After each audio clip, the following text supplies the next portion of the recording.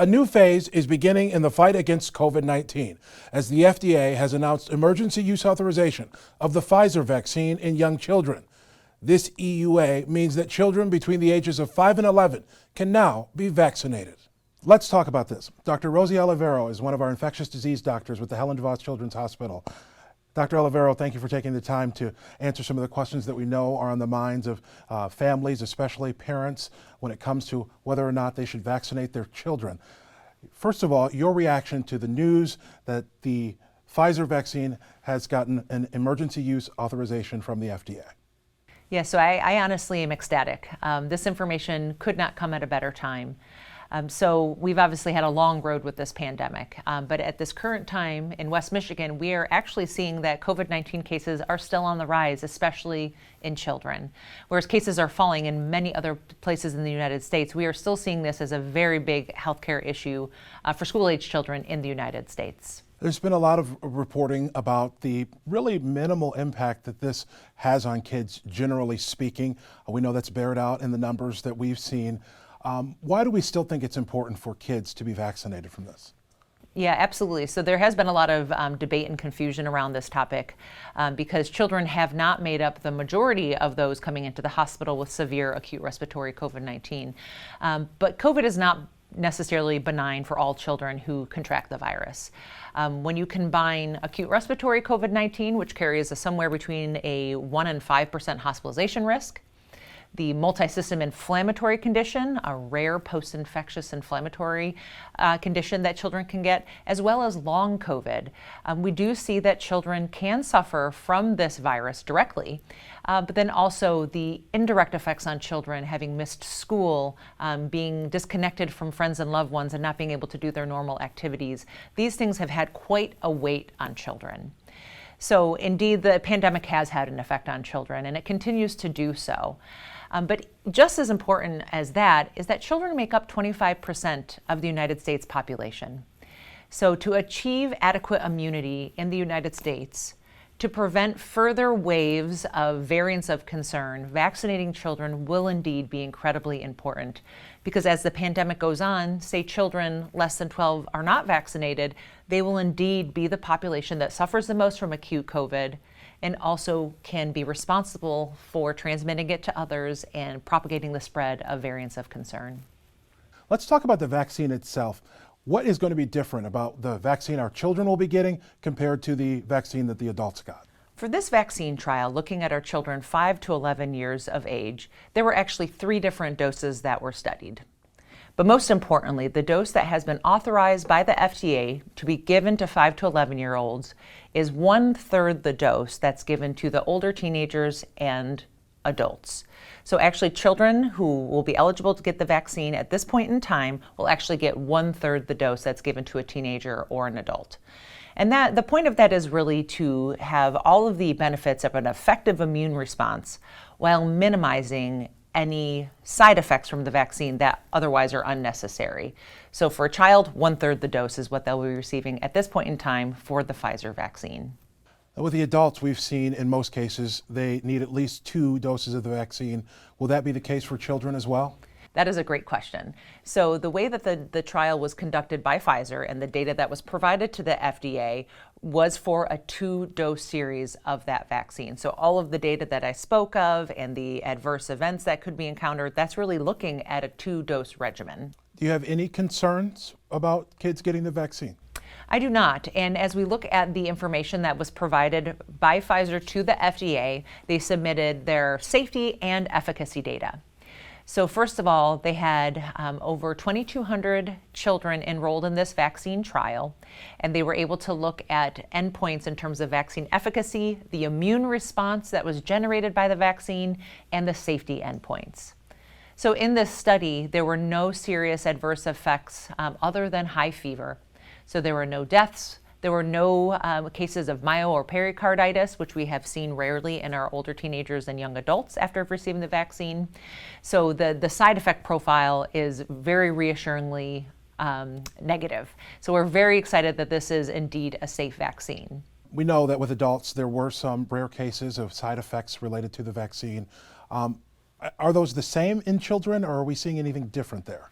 Right, so the initial study that was done, again, the study population was smaller than the millions of adults that have received the Pfizer vaccine to date. So in the initial study that was just authorized by or that was reviewed for the authorization for the FDA, none of those same adverse events were experienced, other than the ones that we would expect from any vaccine, which would include local site pain, redness, sore muscles, feeling fatigued, and occasionally fever.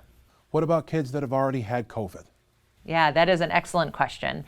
So children who have already had COVID will have immunity against COVID for a period of time. We know that adults that have had natural COVID-19 infection, that they can be immune for up to a year, potentially even longer. We do not know yet if children who have previously had COVID would benefit from the vaccine at this point in time. However, we do know that from a large study done in Israel looking at adults who had natural infection, plus minus vaccine or vaccine only, the adults who had a natural COVID infection followed by at least one dose of one of the vaccines actually had the superior immunity compared to anybody else. So if you have a child who has had COVID and it's been at least a year, I would recommend that that child become vaccinated so that they have more long-term durable immunity from what we can determine at this point in time based on the studies that are available to us. And this news happens to come at a time where we're also talking a lot about the flu shot. Do kids need both? Can they or should they get both at the same time? Yeah, that's a great question as well. So we are still recommending a yearly flu shot for everybody. And now last year, influenza did not really show up in the United States. There were just a handful of cases that occurred. However, we don't know how this year will pan out. We have seen the resurgence of many different viruses that are circulated from the respiratory tract, and influenza may end up being one of those. So I think it is important, especially as we're working through getting children vaccinated against COVID-19, to still get the flu shots as well. For adults, we know that it is safe and effective to get both your flu and your COVID vaccines at the same time. I do not anticipate that would be any different for children. And while we're on the topic of the flu, are there differences in terms of the symptoms that those two illnesses present? How can parents tell whether their kid has the flu or they should be concerned about COVID-19? Yeah, that's a great question, and one that we actually can't differentiate very well. What the symptoms of flu are versus COVID-19 versus RSV and other common cold viruses. We know that acute COVID can be asymptomatic in children. It can have very mild cold symptoms, or it may look like a typical influenza where you have a runny nose, a cough, severe sore muscles, and a fever. So COVID can look like any other cold or respiratory virus, especially in a young child. So if you have concerns for an acute respiratory infection, we are still recommending testing for COVID-19 so that you can prevent the spread to others through quarantine and isolation measures. Dr. Olivero, what about kids that have no underlying health conditions and are otherwise completely healthy? Should they still get this vaccine? Yes, I do think it's very important for children, even if they have no underlying medical conditions, to be vaccinated against COVID-19. The reasons for that are that, first of all, healthy, normal children can still get very sick from COVID. Rarely they need to come to the hospital, but it occasionally still does happen, even down to our infants. The second thing is that our healthy, normal children can develop the multisystem inflammatory syndrome in children, which is a very important, life-threatening consequence of having had COVID-19. Also, a growing proportion of children have been showing symptoms of what we call long COVID, which are chronic symptoms that can be experienced after having acute respiratory COVID-19. So even though the risk for hospitalization is quite low for our healthy children, they still can have adverse effects from having had natural COVID-19 infection. So when we compare that to the risk of someone who has a chronic medical condition, like a child who has severe asthma or cancer, diabetes, those children may have additional risk for getting more ill from COVID-19. And so vaccination in those groups is absolutely essential. There have been reports of a heart condition called myocarditis in some of the teenagers that get the vaccine. Do we have that concern with these younger children? Because the data that was provided by Pfizer to the FDA looked at only the vaccine participants, we can say that from the over 2,200 children enrolled in the vaccine trial, no children who received the vaccine had a myocarditis or pericarditis following the vaccine. However, we do need to look at the risk of that very, very rare side effect as more and more children receive the vaccine in the general healthy population. But what most parents really want to know is, what is the safer thing to do? Get the vaccine against COVID-19 or run the risk of having a natural COVID-19 infection? So when you compare the risk of having that very rare side effect of having myocarditis or pericarditis after the vaccine compared to the risks to your heart and other health consequences of having a natural COVID-19 infection, the risk is really much, much higher when you have a natural COVID-19 infection.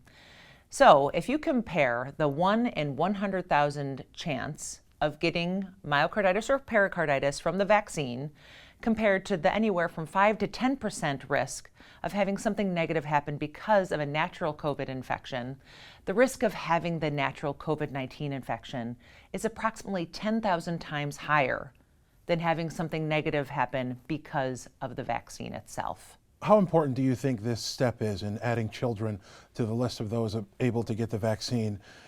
How important do you think it is in the scheme of getting through this pandemic? I think this is absolutely an essential step that we need to take as a population and a community at large. Again, because children make up a quarter of our population, having them vaccinated and immune against COVID-19 is one very important step at decreasing the spread of COVID-19 throughout our communities and also reducing the likelihood that novel variants can emerge. Dr. Rosie Olivero with the Helen DeVos Children's Hospital, thank you so much for answering these questions. You're welcome. Thank you. For more information about COVID-19 and the vaccines, visit spectrumhealth.org and search COVID-19.